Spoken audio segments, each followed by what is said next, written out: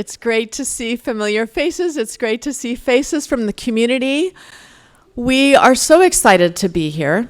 My name is Kari Nadeau, and I have the pleasure of being a California resident, but I've also had to evacuate my home 3 times. The house next door also burned down. We were thankfully saved, but I've been in your shoes to some part of what you've gone through in LA, which is heartbreaking and devastating. We're all here today to share information, but importantly, we want to make sure that we're there for the community. And our consortium here that is made up of scientists as well as multidisciplines from various institutions, we are here to provide you information to help you as a community and to serve you. So we are gratefully here today. This will be one of hopefully many panels that we can have in LA to be able to help the community. Just some rules of engagement. Please, I hope that you all registered out on the front table. There's also a QR code that you'll find, and hopefully you all have this. I can pass this around. I'll have Harry start. So if you're all interested in getting to our website as well as being part of a bi-directional information and an information piece in the website is asking questions. We'll be able to try to answer questions for as much as we can. And then in there's also ways for you to interact, and there's data that will be coming out approximately every week to help your community understand some of the key issues that you've all asked us to be able to address. And in that, we want to make sure that for the guidelines for this meeting, it'll occur for about 2 to 4, from about 2 p.m. to 4 p.m. After we're welcoming, which I'll welcome first, and then Dr. McNamara will welcome second from Communications at UCLA. Thank you. And then we'll start our panel. The panel will be for about 30 minutes. And after those 30 minutes, we'll open it up for questions from the audience. We have people positioned with microphones so that you raise your hand, and then we'll be able to give you the microphone, and that will help everyone in the sequence of questions. If we don't get to all the questions today, please go on the website, go and fill the question Qualtrics survey in, and then we'll try to address after that. We have many people in this audience. We want to explain why we're here, who we are, what we're doing, how we're doing it, where we're doing it, when we're doing it, and importantly, how that's going to hopefully help the community. So with the audience that we have here, one of the main reasons why we're here today as a panel is to build community. Here we have many people that have been affected by the LA wildfires. We have firefighters, we have government workers, we have researchers, we have scientists, we have physicians. So please use this panel, use this symposium as a way to mingle with each other and build community. The second reason is we want to share our knowledge. Many of us are California residents or LA residents, and so we are part of that community. We want to be able to give back as scientists. That's what we do. We do research. We love science, and we want to be able to provide you expert-oriented data. The third reason is because we were lucky enough to be able to have a benefactor, a philanthropist from your community. The Spiegel Family Foundation has given us funds to do part of this research, but we need more. And part of that catalytic fundraising is today. We need to be able to raise money to be able to garner support from all of you as partners to help in this urgent time. And there is a sense of urgency, and we need to be able to meet that set of urgencies with resources. Finally, I'd like to get into more of the why. The why, and I want to quote Harry, is because we really want you to know, and you need to know certain things based on the data that we're collecting. This is the LA Times. Thank you, Sandy, for providing this. This was yesterday's LA Times. How many of you saw this? The debris cleanup is a big question for all of you, and so we'll try to answer that today. We want to be able to get you data in real time, and that's been our remit, and we want to be able to help you, but we can only help you with the science that we have. We don't know a lot, and we'll be very humble in saying what we don't know. Science is an evolving process. And so the things that we talk about today, they might change over time, and that's okay.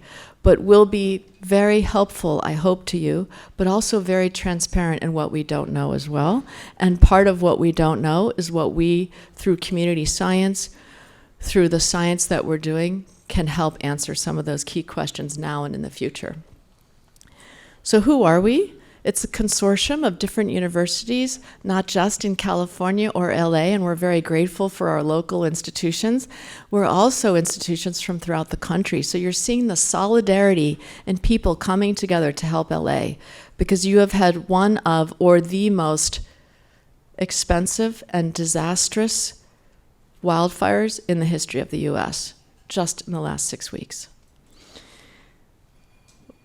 Who do we work with? Well, we are really grateful to work adjacent to and independent of government agencies. And many of those government agencies are here, and we want to share data.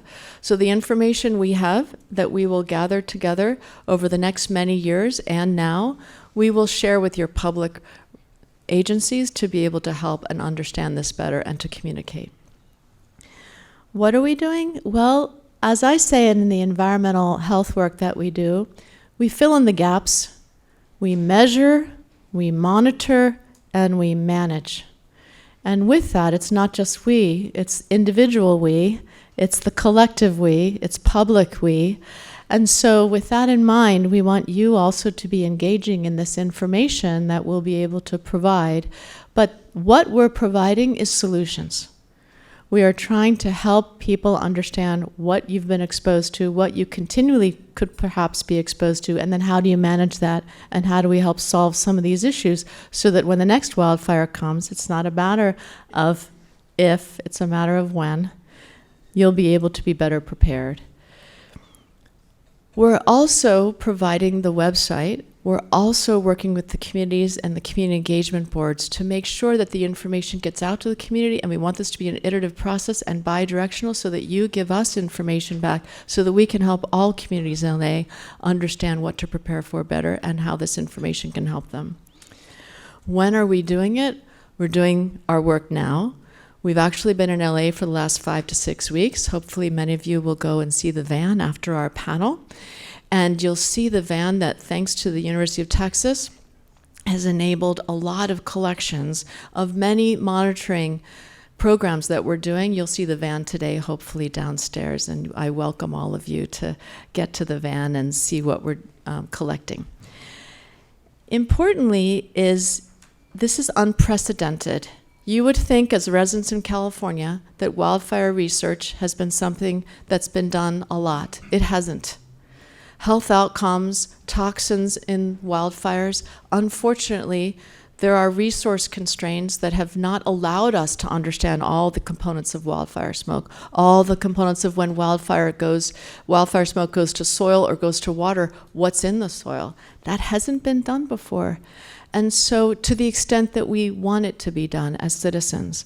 And so we're going to be testing for a lot of different toxins. But in addition, we're going to be doing it over the long term, not just now, but also for 10 years, which is amazing, and it's never been done before. So we need to understand, to the extent that wildfire exposures affects health and affects your community, affects your homes, affects your schools, and we're very grateful that we can do this for a long time. The how? The how is that we want to work together with you. No one institution can do this alone. The sum is greater than the parts. We must work together to solve this, and we're working together in multi-disciplines to be able to serve the community. We would not be here without you, but we don't know everything. And so we want to make sure this is a communication scheme where we learn from you as well. The where are we doing our work? In your communities. We're going towards the places that were hit the most in the LA fires, and then we'll also spread out to other LA communities. And we hope that what we learned today in your LA communities, as well as in the future, can help other communities prepare for wildfires too. And then finally, as a wrap-up, I just want to stress that we know what we know now, and again, science is evolving. So please know that if we make suggestions today, that they are suggestions. You might hear differently from other people in your community or your person that is consulting you for your home or your cleanup. Please know that what we suggest today is based on science, but we are also going to be careful that if we don't know something, we'll say that, and that we're continuing to gather data so that we can know better. With that in mind, I want to hand over the mic to my colleague, Dr. Katie McNamara, who I have the pleasure of working with as our Director of Communications. She's working with the Community Advisory Board as well as others in the community in LA. And then she's also the Executive Director for the UCLA Climate Health Solutions Center. So thank you. Thank you. So I just want to explain a little bit about the Community Advisory Board process. So we're going to be assembling 2 community advisory boards, one in Altadena and one in Palisades. Right now we're in a process of recruiting participants. So we're reaching out to community leaders that have an established connection to a specific subpopulation. So faith-based leaders, school union members, community organizations. And so we're going to be inviting them to participate in the boards. We're planning on meeting bi-monthly to start, and it'll be part education and part listening sessions so that we understand the lived experiences of the community and hear their concerns and questions. And then we'll also be presenting a kind of a curriculum so that we have an equal playing field with some of the questions that keep coming up. You know, what does the air quality index mean in the context of these other contaminants and things like that? We'll also be using those meetings to vet some of the preliminary findings from the consortium research and some of the communication materials so that we get their feedback on how to make it easy to understand, practical, and addressing their concerns in the best way possible. So that's kind of all I have to say. Yeah. Oh, can I give credit to Dr. Arlene Brown? So we're doing this in partnership with our Clinical and Translational Science Institute, who has a community engaged research program, and it's all done under the direction of Arlene Brown, who is kind of a leader in the field in this area. Thanks. Thanks so much, Katie. So like I said, we are very humbly happy to be able to work together.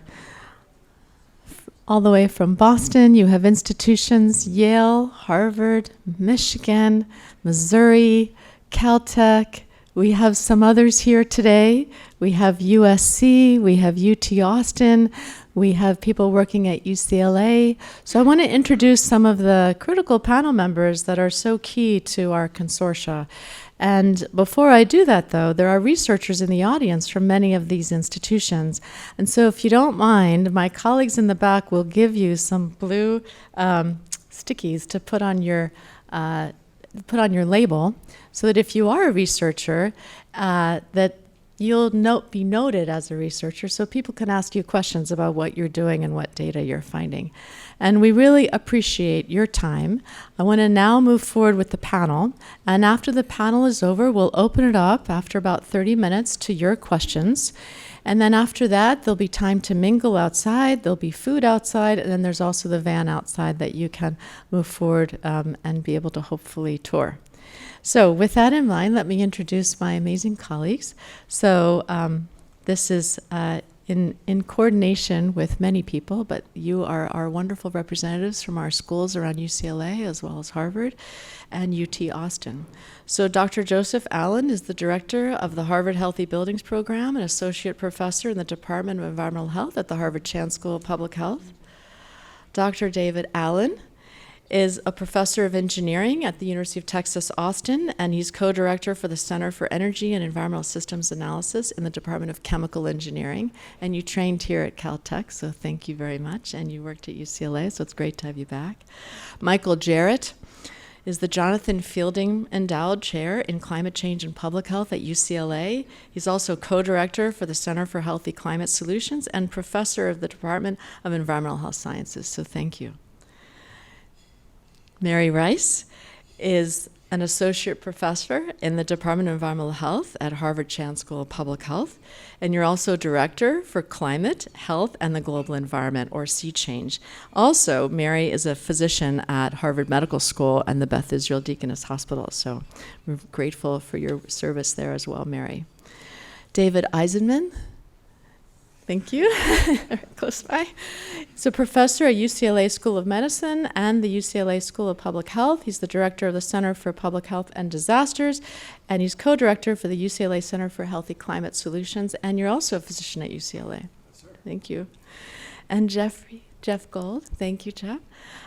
Jeff is a professor of anesthesiology, pediatrics, and psychiatry and behavioral sciences at the Keck School of Medicine at USC, and Director of Children's Outcomes Research and Evaluation, or the CORE program, at Children's Hospital LA, and also a physician and pediatrician, so thank you. Finally, Shara Farzan, thank you so much. We so appreciate all of your work, and we've worked together before, so I really appreciate you coming here today. Shara is the Associate Professor of Population and Public Health Sciences at the Keck School of Medicine at USC, and I'll now start questions, and then again, within 30 minutes, we'll open it up to all of your questions as well. So thank you. So first, and I'll go with first names if you don't mind, since we know each other very careful. We started the consortium about 3 weeks ago, but we're already on a first name basis, which is fantastic. And the students downstairs, please thank them for their service, because we really want to help the young people understand how important our research is. You're seeing us at our later stage of research as panelists, but importantly is we need to spark the new generation to be able to get involved in this too, because these issues will continue in our population and our history. So first, Joe, I want you to give a little bit more detail as to what's being collected in the consortium and what are we doing about it now to be able to address some of the critical management issues that the community has asked about cleanup and how to best protect their individual health and their public health. Well, thanks, Kari, and it's really nice to be here with you all. So we think about this consortium. I think we're answering big questions that you all have, that I'm a parent and I would have too, which is two big questions. Is it safe? So that means, is the air, water, soil, dust safe at school, homes, offices? That's the big one. And the second one is, what are the potential health impacts that our colleagues are working on? And we'll answer that. I'm very much on the first question side of this. I run Harvard's Healthy Buildings program with our colleagues. We've really set up an environmental monitoring program to hit these gaps that are data gaps. Because to answer that question, is it safe? We need to know a lot more than we do right now. So we have a lot of sampling underway. Our colleague Dave will talk a little bit more about the mobile monitoring that's happening. You can go down and visit the van. We are in homes measuring air, water, soil, dust for things like lead and asbestos with our colleague Candace at UCLA. We're measuring particle concentrations, microplastics. And then on top of that, we're doing some of this modeling work to get a sense of who's exposed where and how the building or homes or schools have performed to protect people. So there's a lot we're measuring. There's a lot we need to know. But also, I come from a space really want to give practical guidance. And we've been doing that through our data releases on the website to give the hard data, what we're finding, when we're finding it, but also want to be able to answer your questions. What can I do right now? And our consortium has put out some resources on the website. For example, what can I do in my home right now to stay safe? The way I've been thinking about it with our team and our colleagues here is there's a couple things to control and do.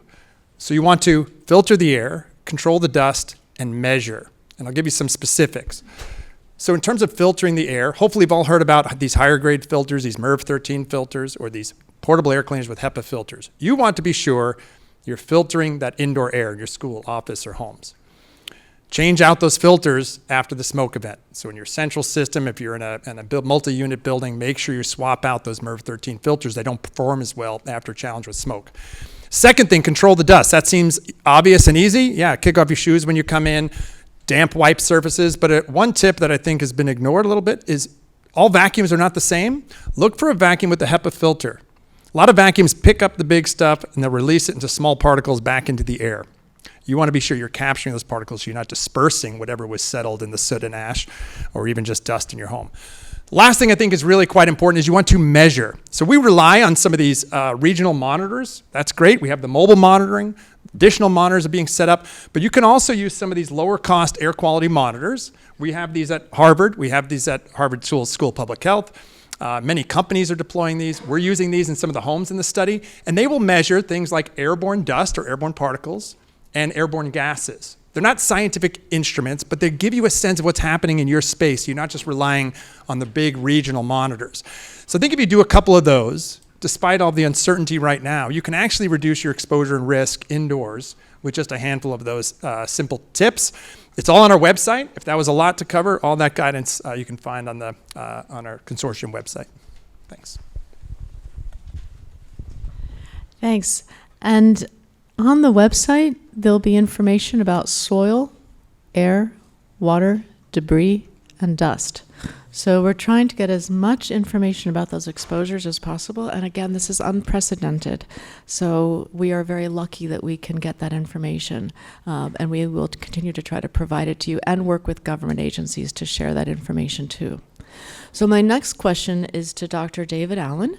And David, if you don't mind, 2 questions. Why does contamination from the fire vary so widely from place to place? And is air quality better indoors versus outdoors? Well, thanks for those questions, Kari. And I hope many of you will go out and see the sampling van that's parked just outside that we use to collect a lot of the data that I'll just describe to you in just a moment. But one of the first things we did when we got here was drive around Altadena, drive around the Palisades, and see what the concentration levels were as we drove around the neighborhoods.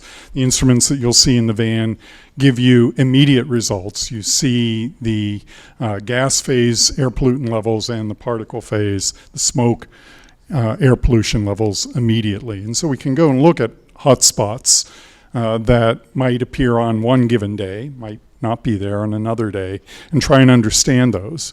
We can't sample everywhere all the time, and so we're trying to understand this by understanding what burned and how much burned. And so if you think about Altadena and the vegetation on the slopes leading up to Mount Wilson, the amount of fuel that could burn on those slopes is 1 kilogram per meter squared. You go to the residential neighborhoods nearby, and it's 10 kilograms per meter squared or so. Go to Lake Avenue and the commercial district around Lake Avenue, and it's up to 500 kilograms per meter squared. If you don't appreciate that, just think what would happen if the Beverly Center behind us burned down. How much fuel is in there. And we're trying to understand what might have burned in all these, and we can get lots of records to do that. And if you're more interested in that, I'd be happy to talk with you at length about how we're trying to develop these mappings throughout the region. Carrie, you also asked about indoor versus outdoor. So Albert and Evelyn, who are out in the van, have been sampling at a house that survived the fire in a region that was largely burned in Altadena. They've been there for the last few days, measuring particle phase concentrations indoors and outdoors, and gas phase concentrations indoors and outdoors. And so while particle levels indoors and outdoors, as Joe's team has been finding, are beginning to become quite comparable now, a molecule that serves as a marker for wildfires 2 days ago in Altadena was 6 times higher indoors than it was outdoors in the burn area in Altadena. And so materials can, during the fire, deposit into your house and then over time slowly outgas, such that particularly for gases, that can persist for a long period of time. We're trying to understand that, but if I were to give immediate guidance, in addition to all the great things Joe recommended, I would recommend putting carbon filters on those air purifiers so that you get the gases. So looking at not just the particles, which are the very visible part of the wildfire contamination, but also the gases, and the gases have the potential to really persist. Thank you so much. Mike, I am so excited that you're working together with UCLA, and David is here from UCLA as well. LA does have some air pollution. If you don't mind, can you talk a little bit about how wildfire pollution is different from air pollution in LA? And then also, to what degree, when people look at their air quality indices, which hopefully all of you have looked at in the last many weeks, how is that protecting their health or not? Thanks. Thanks, Carrie. And, for everybody that's been living through this, I just have tremendous empathy because I'm living through it as well, and sympathy for people who've lost their homes or living close to burn areas where you have a lot of unanswered questions. And I do hope that with this study, we can begin to answer some of those important questions and valid questions that you have. In terms of the air pollution that comes from wildfires compared to everyday air pollution that might come from our cars or from heating our homes, it's a very punctuated high exposure event. So the levels that we typically observe during wildfires for particulate matter and for gaseous pollutants are often 10 times higher than they would be normally. But it's for a short period of time. So do we fully understand what that means for people's health? Absolutely not. We do know that we oftentimes will see increases in emergency room utilization.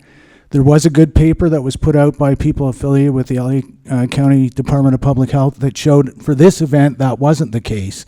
And that may well be because a lot of people were moved out. They were not in LA. They were trying to avoid the exposures. We're not sure yet. But that sort of punctuated event has not been as well studied as, say, living beside the 405 freeway or living in an area that's close to a refinery. So there are a lot of unanswered questions there. In terms of the composition of the smoke, we know that's very different than what we get from routine emissions from cars and heating sources, because we're getting a lot more metals normally, and the metals, like lead, can be neurotoxins, or like manganese, when they're inhaled, they can cause a lot of oxidative damage in the lungs and a lot of inflammation. So it's not well understood, but it is understood that we do see heightened levels of metals. And what we did see from a Caltech site that was operating under the Federal Ascent Network is elevations that are in the range of about 150 times normal for the lead levels that people in LA would normally be experiencing. And then a final thing is the volatile organic compounds and so-called aromatics. Many of these are known as Group 1 carcinogens by the International Agency for Research on Cancer, meaning they're determined scientifically to cause cancer in humans. And two of the chief concerns there are formaldehyde and benzene. And both of those are elevated. Now, I can say we've gotten some results back. We haven't published them yet. We're rushing to get them into preprint form by the end of this week. What we're seeing is that there were elevated levels of benzene in the outdoor air during the event, so during that first week of the fires, but the levels are not extremely concerning. They're still, less than a 10th to a 15th of the regulatory limits or reference exposure levels. So let me just turn to the final part of Carrie's question, because I know time is limited and we want to give time for your questions. Is the air quality index sufficient to protect our health during wildfire events? Probably it's a good start. The main controlling feature on the levels of pollution in the atmosphere is dispersion into the atmosphere, so the wind blowing it away or blowing it up. If it's blowing particles, which is normally a driving feature in the wintertime in California, if it's driving those and dispersing them, it's likely dispersing other pollutants as well. However, there are other pollutants that form as secondary reactions in the atmosphere that may not follow a similar pattern in time and space to the particles that are being measured in the air quality index. So it is possible that those formaldehydes, which sometimes take a few days to form, could be not captured by our air quality index. And Dr. Eisenman and I are working with people at San Jose State to try and come up with better measures and models to protect people during wildfires. But this is definitely sort of a frontier in research that we need to work on more.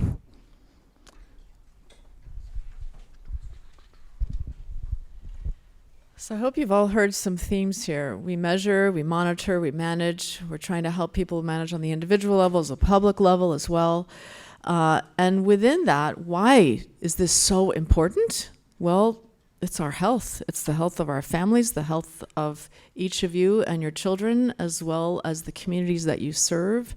And so I'd like to ask Mary the next question, which are, what are the health outcomes, both acutely as well as chronically, as we know it, as the science has provided us other information from other communities that have been exposed to wildfires? And how do you think we should best try to manage that within what Joe also mentioned? So thank you. Thank you for that question, Kari, and thank you all so much for coming today. Most of the research on the health effects of wildfire smoke exposure are acute effect studies, so looking at what happens right away. And so that, for healthy people, includes things like stinging, burning eyes, bronchitis, cough. In healthy kids, it's been found that the narrower their airways are, just the way they developed, the more susceptible they are to those acute respiratory effects and more meds used for those symptoms. I really want to highlight people with asthma as being especially susceptible to wildfire smoke.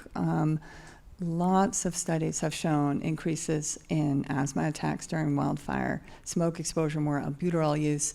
And it really seems that the mixture of pollutants in wildfire smoke is especially harmful for people with asthma. And it probably has something to do with what's in there, including the volatile organic compounds and that mixture of the particles with the metals. Just putting in context, about 5 times greater risk of hospitalization per just the unit mass of what we measure in the air quality index for wildfire particles compared to non-wildfire particles. There's also evidence of cardiovascular events, especially in older people, and higher mortality right after smoke. But what we don't know as much about are the long-term effects, both the long-term effects of a really huge exposure to the people of LA, similar to the World Trade Center event in some ways, in which long-term studies did reveal pretty significant differences in disease risk, including cancers. But also, what are the effects of repeated exposure to smoke? So not just one big event, but repeated smaller, less extreme events. And what does that mean for children's health? And really, for that, we can learn from the research on pollution from fossil fuel combustion. And if, based on that alone, we can surmise that there's higher risk of developing chronic diseases all around, not just in the lung, but all throughout the body. So cardiovascular disease, neurologic disease, cognitive impairment, and impaired fetal development for long-term exposure during pregnancy, so lower birth weight, for example, and cancers. And when we look at firefighters, there is a higher risk of many types of cancer, and that's likely due to repeated smoke exposure. I do want to highlight some of the research that has been done looking at different mixtures of smoke. Work done by the US EPA found that it's really the flaming burning of synthetic plastics that seems to be especially harmful to the lungs when you look at irritation, inflammation, and what appears to be cancer-causing mutagenesis. And that's what happens when buildings are burning. Our buildings are full of plastics. In terms of what to do, I don't have much more to add than what's already been said in terms of protecting yourself acutely, protecting your building. And I hope that we can learn more about preventive measures like evacuation and so forth. Thank you. Thanks. And again, all of your questions we'll have after the panel, but in addition, we'll be around. And while you're mingling, please feel free to track us down with the blue dots and ask us more questions if you have them. I'd like to now move forward and ask David Eisenman, because we only know what we know because of people that have suffered through wildfires, and a lot of the health data that we have is because of registries. And so I'm very grateful that David and his colleagues are thinking about putting a registry together here in LA. So I'd like to ask you, why are they important, David?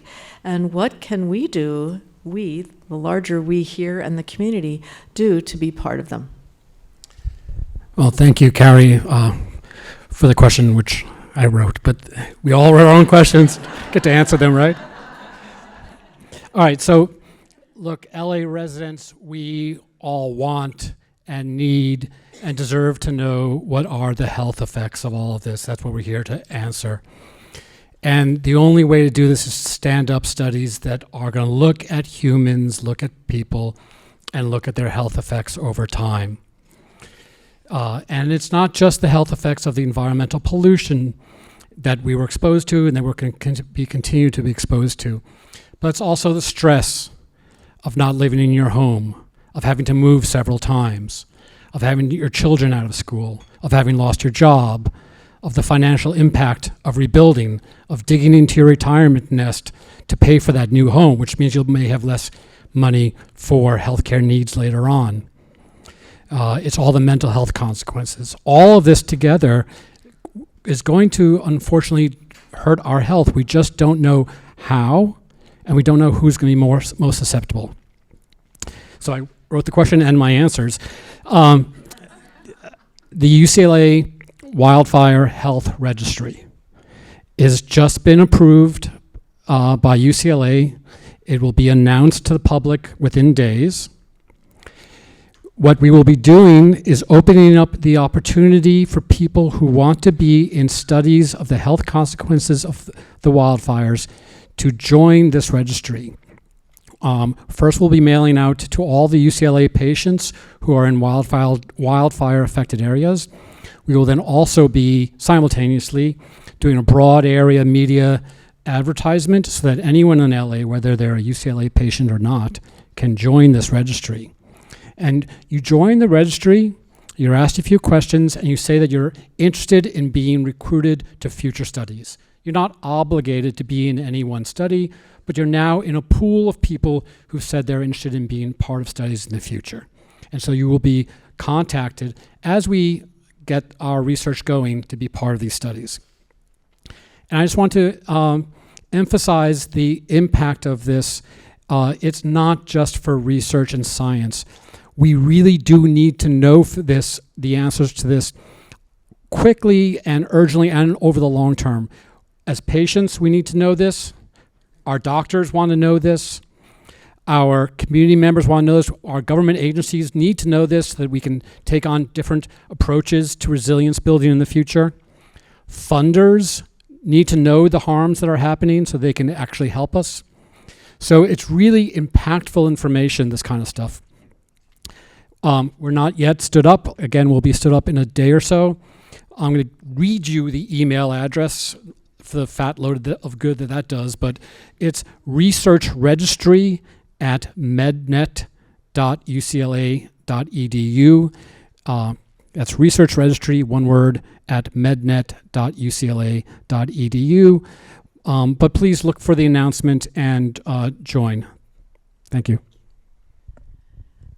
Thank you. And David, what we can do is also put that on the website, so we'll make sure everyone can link to that. So thank you. We'll start there. And I'm glad. Thank you for building the registry. One of the main issues, as I and my family have suffered after evacuating, is the issue about acute and chronic mental health issues and anxiety and all of the unfortunate events and heartbreaking events that have happened to the community here. I think that we have to pay close attention to mental health. And that's why I've brought Jeff Gold here to be able to comment, Jeff, if you don't mind, on what are the acute and chronic mental health issues associated with wildfire exposures, as well as evacuations and displacement. And then in hopes of creating solutions, what are you thinking about putting together now as part of the consortium for a task force for mental health? Thank you.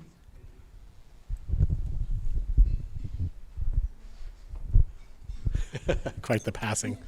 I'd be remiss if I wouldn't. I just want to take this opportunity just to recognize this LA Fire Department personnel here. Please stand up.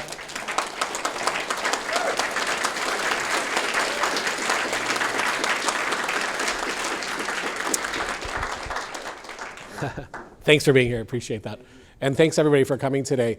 The mental health issues are significant, and we've seen it in other types of disasters and fires. Obviously, during COVID, we saw a lot of issues around mental health. I was just speaking to some folks in the audience about that recently. The usual sort of correlates that we look at are behavioral, emotional, physical, and cognitive outcomes. Those are the kinds of things that we're going to be thinking about integrating questionnaires and measures into our overall data collection of our panelists here. As we build out this consortium, what are the kinds of questions that we have as it pertains to mental health concerns? And they're going to be across those 4 domains. And again, as has been mentioned already, it's not just the research and the science. There's a translational part of this that we want to make in real time. And we've been talking about this in our meetings prior to coming here. We don't want to wait 2 years for some paper to be published in a peer-reviewed science journal. Like, we're trying to get it out to the community more immediately. So the metrics that we're looking for are common ones that we talk about. Anxiety, kids feel anxiety, adults feel anxiety based on some of the things that were mentioned here today. Post-traumatic stress disorder, or a stress response from acute to more chronic or complex chronic PTSD that we see in these disaster type responses. We also saw a huge uptick, say during certain disasters, around substance use and alcohol use. And we want to measure that and see what's happening on that front. And so that's just the sort of the scientific aspects, and there's many more measures to be integrated into our colleagues' protocols here as we're moving forward as a collaborative and as a consortium, right? We're not independently working here from our own institutions. We're working collaboratively with each other to really accomplish this mission for our community here in Los Angeles. The other aspect that I was charged with was creating a task force, right? A mental health task force. How are we going to go into the community?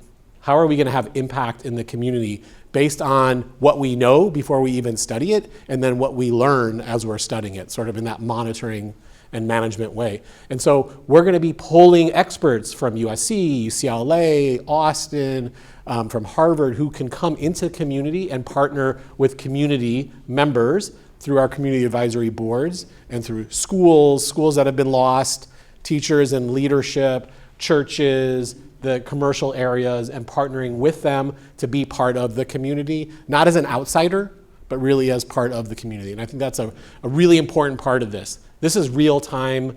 This is our work, like boots on the ground, not just waiting to publish something a few years from now for scientific purposes. So I'll just stop right there, because clearly mental health is a very large domain of interest that we're all concerned about, and I'm really thrilled to be part of this and to bring that to play in this particular consortium. So thanks very much, everybody, for being here. Sharon, you can hold mine. Sure. That's fantastic. You've done a lot of research on maternal child health issues and established cohorts and followed them over many years. And so I'm wondering if you could comment on families and children and how they're affected by wildfire smoke, as well as other vulnerable populations. Yeah. Great. Thank you, Kari. And thank you all for being here and listening to what we all have to say, and for sharing with us, too. We want to hear from you as well. So as a maternal child health researcher and an environmental epidemiologist, I think a lot about contaminants and exposures during pregnancy, but also in children. Children are uniquely vulnerable. Their bodies are still developing, and so during that time, they're especially susceptible. And that can lead to both acute problems as well as long-term health issues. Kids are also exposed to much higher levels than adults, just because of their physiology, but also their behaviors. You think of a child crawling around on the ground in the dirt or inside in the house dust, and whatever lands on their hands tends to end up in their mouth. And so they are exposed to much higher levels, and so that's something we need to be aware of. In terms of some more concrete things, I think Joe did a great job, highlighting some of the resources that we're developing, and so I think our website is going to be a fabulous resource for one, understanding continuing exposures now and into the future. Also information about best practices, say for protecting yourself and your family, cleaning up, and things of that nature. One thing that I do think is really important as researchers that we can provide back to the community is information and interpretation about biomonitoring, as well as environmental sampling and what that might mean for you and your health and the health of your family.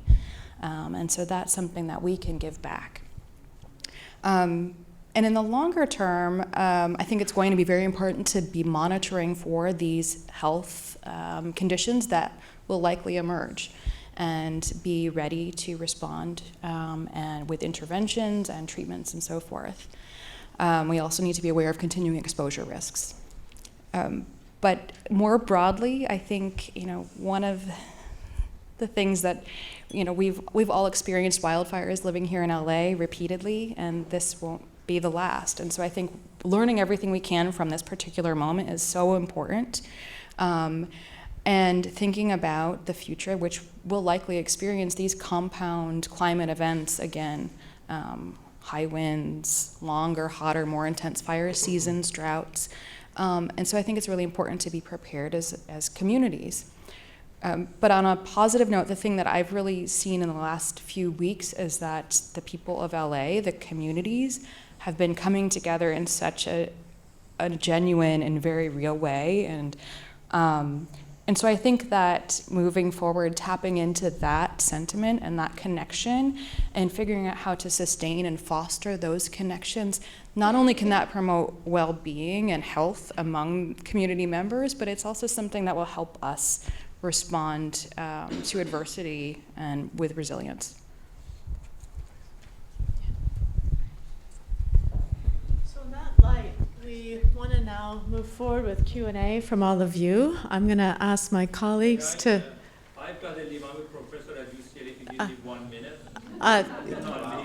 because I think just hold on. So the guidelines for engagement are to raise your hand, and then the person with the mic will give you the mic, and then we want to do this in sequence. So, and then before we start, though, I also want to make sure that the people who have served us most, that if Mr. Guggenheim, and he's the chief of wellness, if he has a question first, I want to make sure that his questions get answered.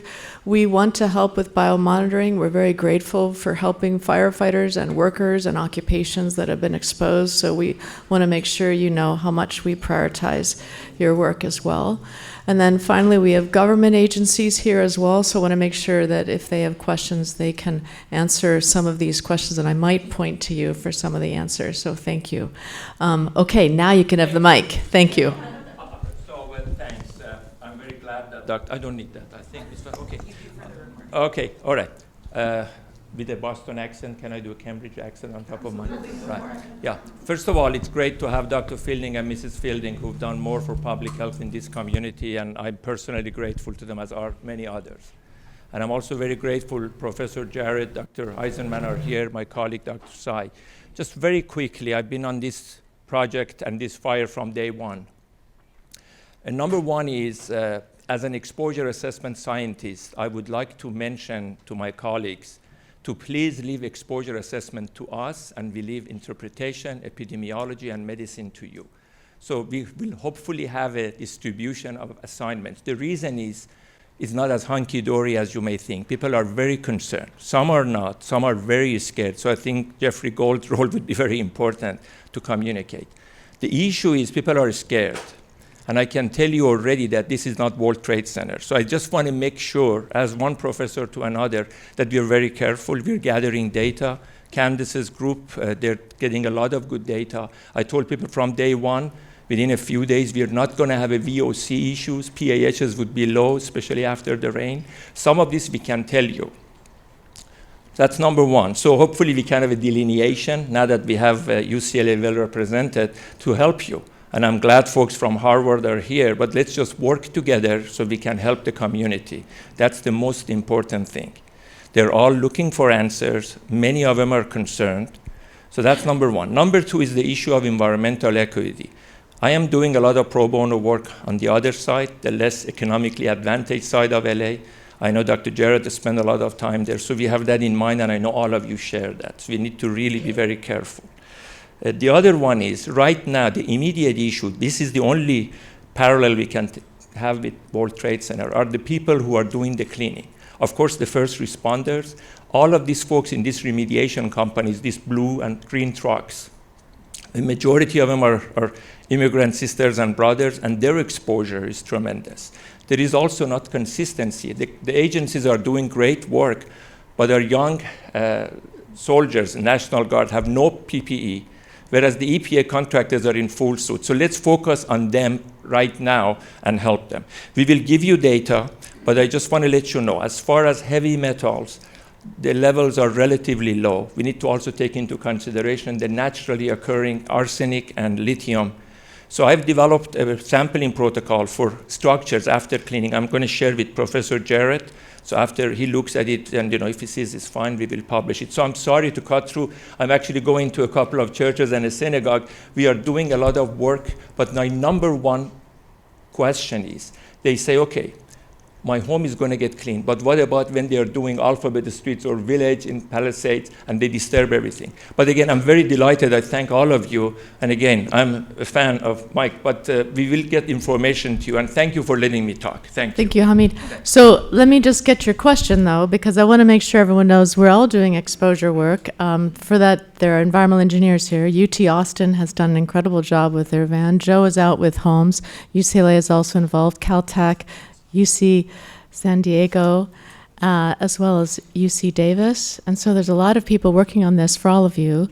The data is there, but we need more data.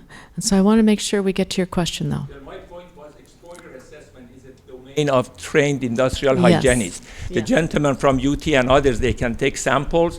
We give the data for them to interpret.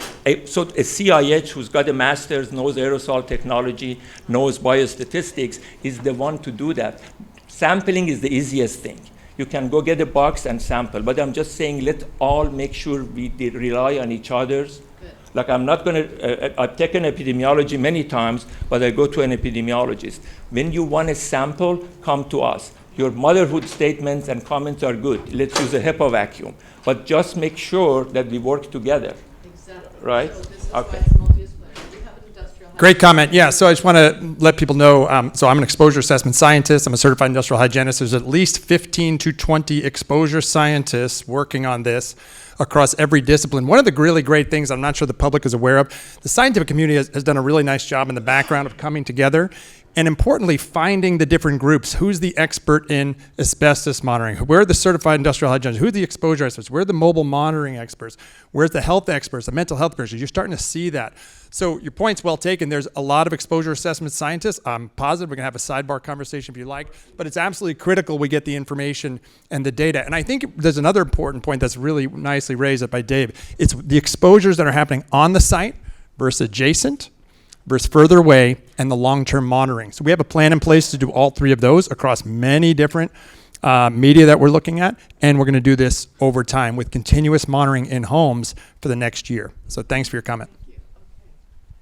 Okay. So question here, and then we'll take one. We'll try to go back and forth to the sides. Thank you all for coming out and joining us. I have two questions. First is, a lot of us downloaded the Watch Duty app. Who has the Watch Duty app? All right, cool. That was the only way that we actually were able to get information in real time by the minute as to which way the wind is blowing and what the AQI is, whether a green, yellow, or red. However, since everyone's downloaded this and we've had rains and the fires are done, basically, when the AQI is like in the yellow, like it is today, around 55, right, in this area, like, do we need to worry about a mask? Do we need to not go outside? Can kids go outside? And if it gets to over 100, is that pollutants from just the regular smog in LA, or is that actually stuff being stirred up from fire areas or being blown back in from the ocean? A lot of my friends have a lot of debate about this online. So if you could help settle the score on what should we do if the AQI is over 100? Do we need masks or not? And I guess my second question is, you've mentioned go to the website a lot. In LA, we're very Instagram friendly. So if someone can make some Instagram information squares and put them up there, that would be a much better way to communicate with Los Angelinos.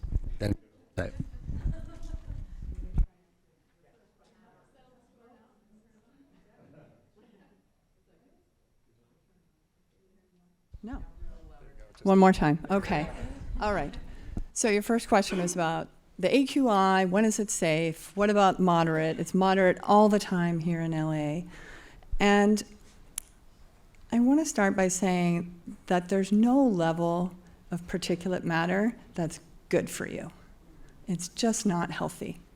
There's decades of research showing that, unfortunately, the higher the particulate matter is, the worse it is for health. That being said, there's a background level of air pollution here that you can't control, right? And we have to live our lives, and it's a balance. It's, you know, if we really wanted to live in a bubble and stay inside all the time in filtered air and not get any exercise, that wouldn't be better for our health either. So I think others on the panel might have differing advice here, but I would say when you look at your AQI and it's moderate, it's not safe in the sense of no health effects, right? But this is the pollution that people are breathing unavoidably every time they go outside. It could be due to traffic pollution, which is a major source here and many all over the place.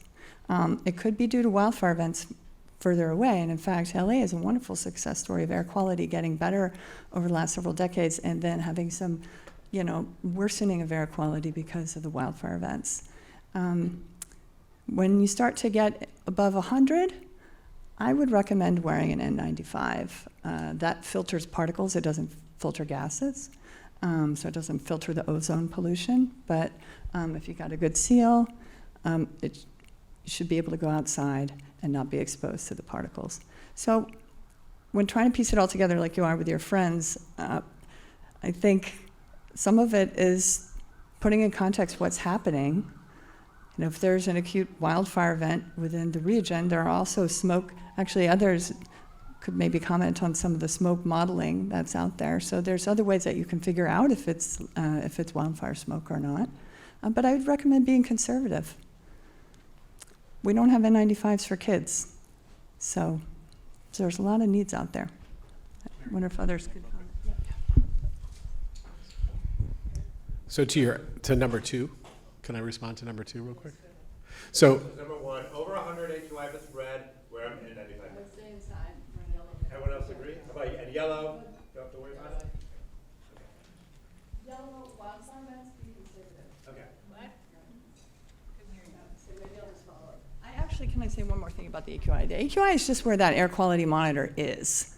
It's not telling you about what's at your location, right? But it's all that you've got, right? So I would say piecing it all together, I would be conservative that, you know, if there's a wildfire event, the AQI is 100, especially if you have a chronic health condition, lung disease or heart disease, I would stay inside or wear an N95 when you go outside.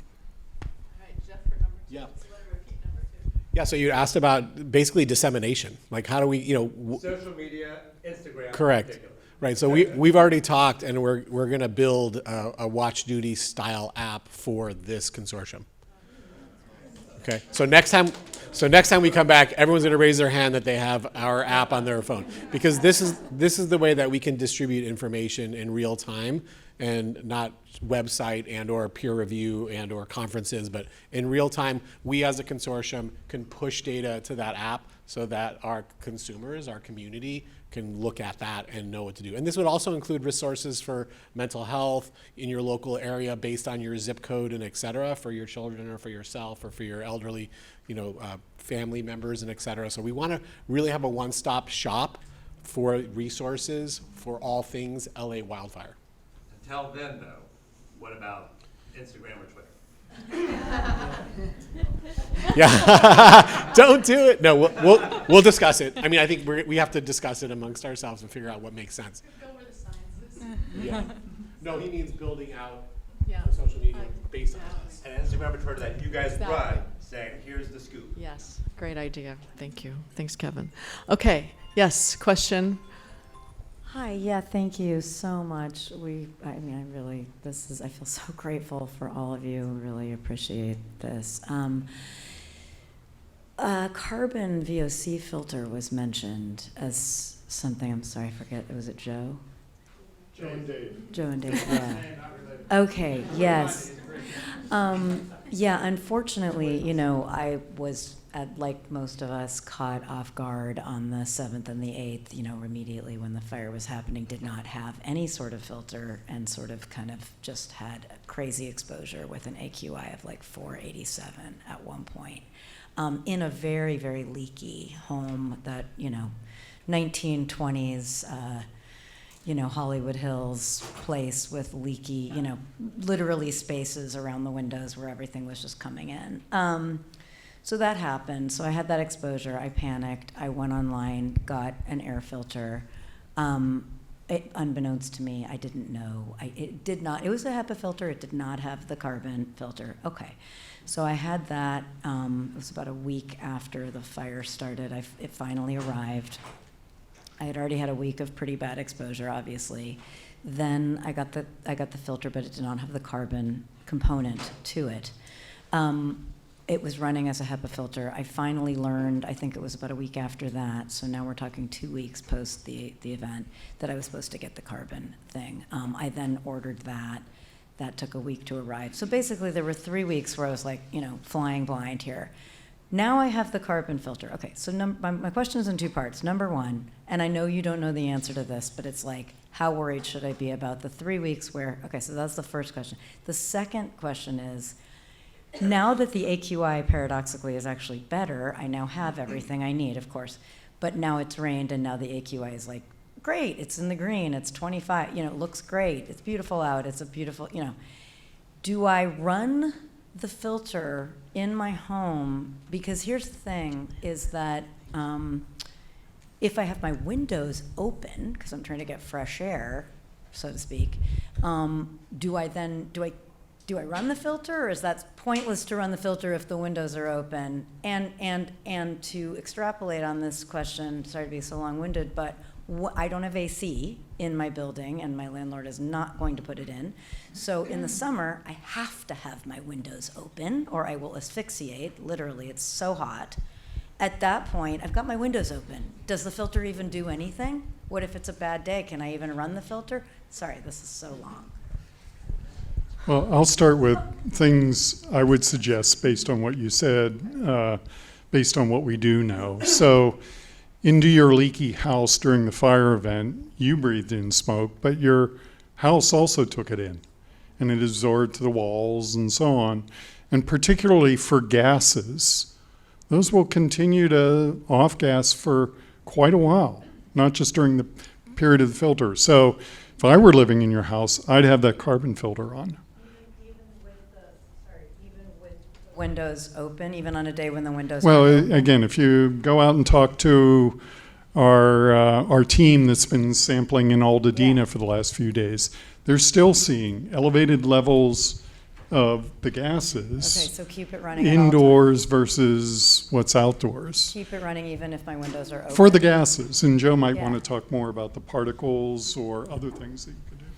Yeah, I think it's a good comment. A couple of things to think about with the air cleaners or air purifiers. One, I think if you're on site in a high exposed area, and the question is, well, what does that mean? I think it makes sense to have a HEPA filter. You did a good job. You can have the activated carbon or charcoal attached to it.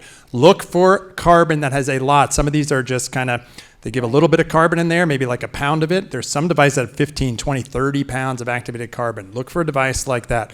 Second most important thing is it has to be sized right for the room. We'll put it up on the consortium website. We have a tool to help calculate, well, what size air cleaner should I put in the space? So I would run all of those. I think it's really important, but it has to be sized right for the room. So I would do both of those, but think about the activated carbon. Make sure you have enough of it. There's some devices out there that actually have a lot, not just a little Again, thin film. Sorry, thank you. Sorry to harp on this question, though. Even if my windows are open, run the thing? Is that a yes or Yeah, a no? absolutely. I'll tell you Yes? why. So Okay. we've actually modeled this question. Okay. And we've done some of this work. They're effective, more Yeah. effective when it's closed. You'll Right. see that. You'll see the levels Yeah. drop. They can actually be effective even if you have an old leaky house or even if the windows are slightly open. I would run it, plus you have some of this re-emissions, resuspension of dust coming in. So I would Okay. keep the filters going at all time. They're All going to be the time. effective, less effective, but it's also a low energy cost, so there's really no penalty for it to Okay. be running. That's great. Thank you so much. All right, thank you. And again, I just remind everyone, we know what we know because we can measure what we know, and that is oftentimes what the EPA, thankfully, because of regulations in the Clean Air Act, we actually have a lot of monitoring, like Mary said, in LA. But we also need monitoring of water and soil and dust and debris. Now, up to now, because of government resources, those have not been available. And that's one thing that we're going to be doing with our group and our team. So we also need to, at some later point, also talk about how to mitigate those risks too in your homes and how to come back and make sure your water is clean, for example. So we'll go to another question. Thank you. That is a perfect lead-in. My question is about water. Can you give us the same succinct advice about water filtration for drinking and cooking? What am I filtering out, and what filter will do it? And for how long?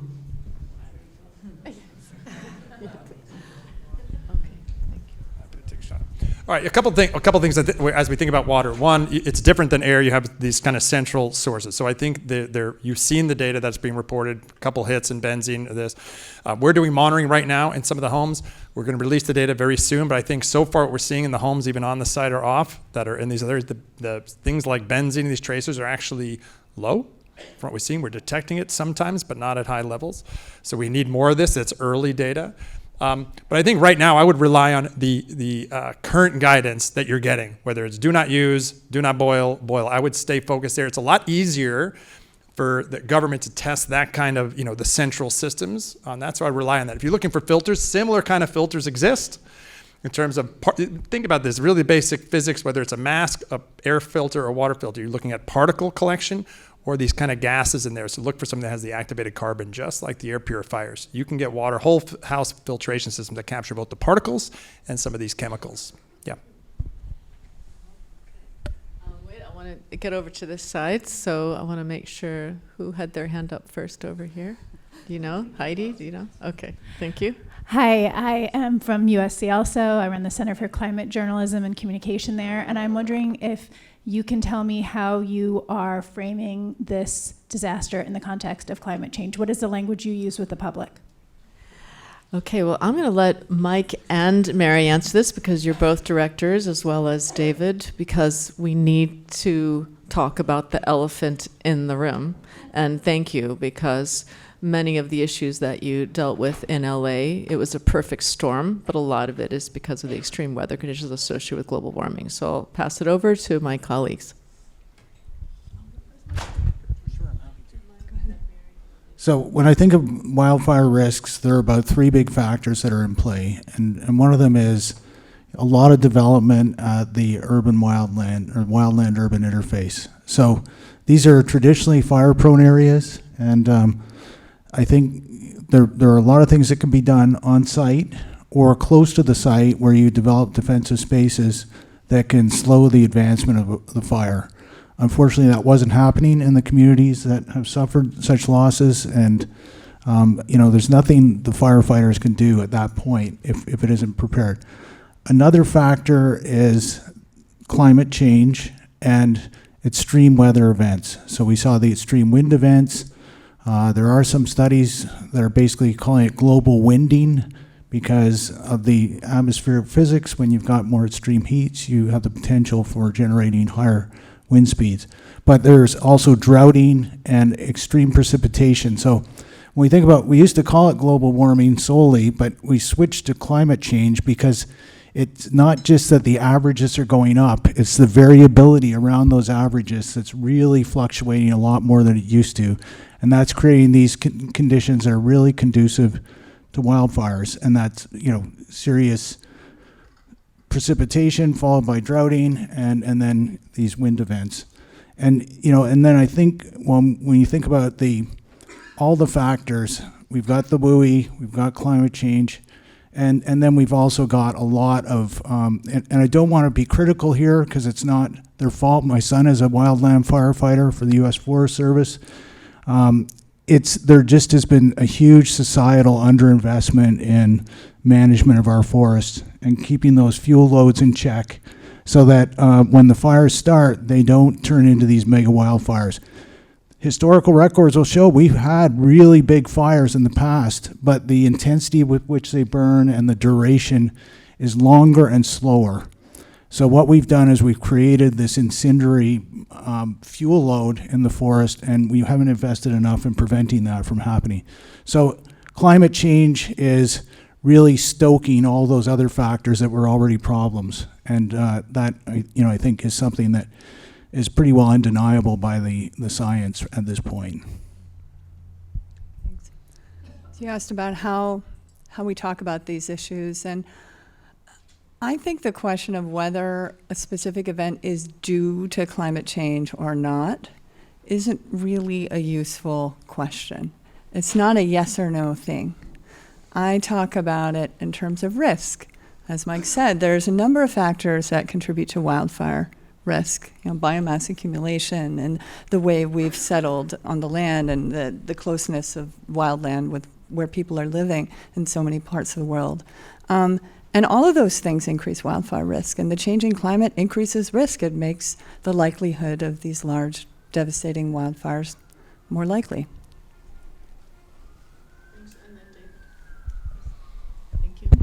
Well, I would just add a personal, sort of individualistic approach to thinking about it, which is that, well, we're not strangers to disasters in Los Angeles. We all have earthquake kits.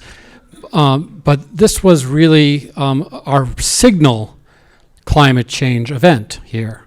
So we have now all been survivors of climate change. And it used to be that you see a photograph from someone distant on Twitter of it, and then maybe you saw a posting of someone you know a few years later who's experienced it, and now we're the ones who are posting ourselves, our survivorship from a climate change event. So it doesn't take a lot to make that point, just more than I said, because in Los Angeles and California, generally, actually, there's high agreement that climate change affects us all and is personally affecting us all. But I think getting that language out there more often is useful. Thank you. We'll take one more question and then we'll mingle, so you'll have lots of chances to ask specific questions. So I'll let Lindsay go ahead and whoever came first. Thank you. Thank you. I came late, so I don't know if this has been covered, but I live in the Palisades and I still have a house, and I've spent all day there, and I actually have asthma. So my question is, they're cleaning it now.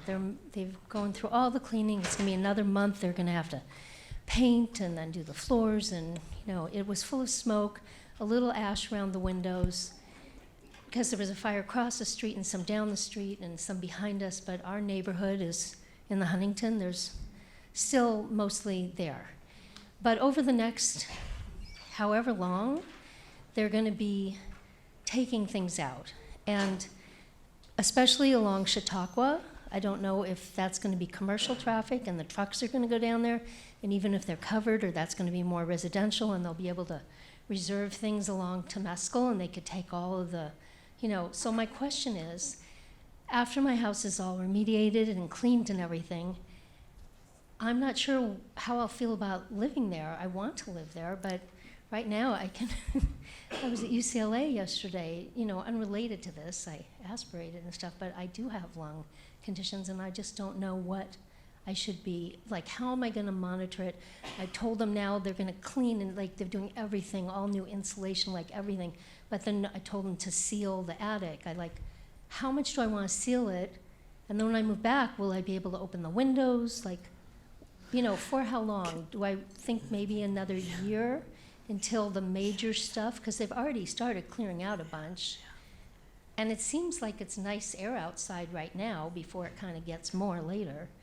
But and all my neighbors, we all want to know the same thing. So thank you. Do you mind if I answer this question?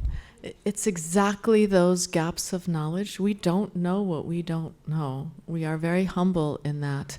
And we actually don't know the answer to that question because it's never been done before. So that's why and I learned from Joe, we live 90% of our lives indoors. And so because of that, we need to understand how wildfires have affected the indoors, even after cleanup, even after remediation. And I don't want to be an alarmist. I want to be a realist. I don't want to be someone that's based on facts. So do we all.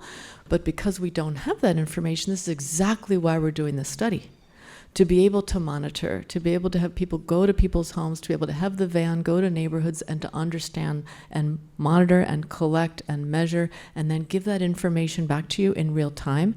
And that's one of the things that the funder really wanted us to catalyze, because he knew that that data wasn't available. So I wish I could answer that question, but that's exactly why we're all here today. That question inspires us.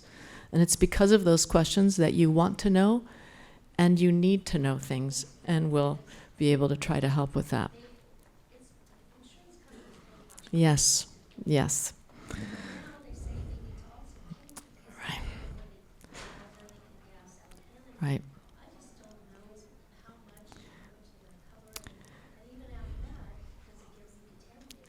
Right, we hear you, and that's why we have homes going to visit. You want to say something, Mike? Yeah, thank you.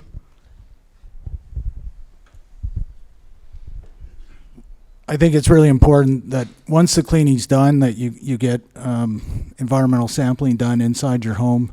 And if you're concerned about, if you're palpably seeing dust coming off trucks and they're operating close to you or construction sites, then to get more sampling done. And I think one of the things that we're going to try to set up as part of this consortium are guidelines about when you should really go in and do that additional sampling even after your house is past clearance. And if you're in one of those zones where you're very close to where the burn area is, you probably are going to have some additional sampling. There are other things you can do in the interim. You can buy one of these low-cost sensors that Joe showed earlier, or common ones in LA, or purple air monitors. That's going to show you at least, basic levels that are inside your home.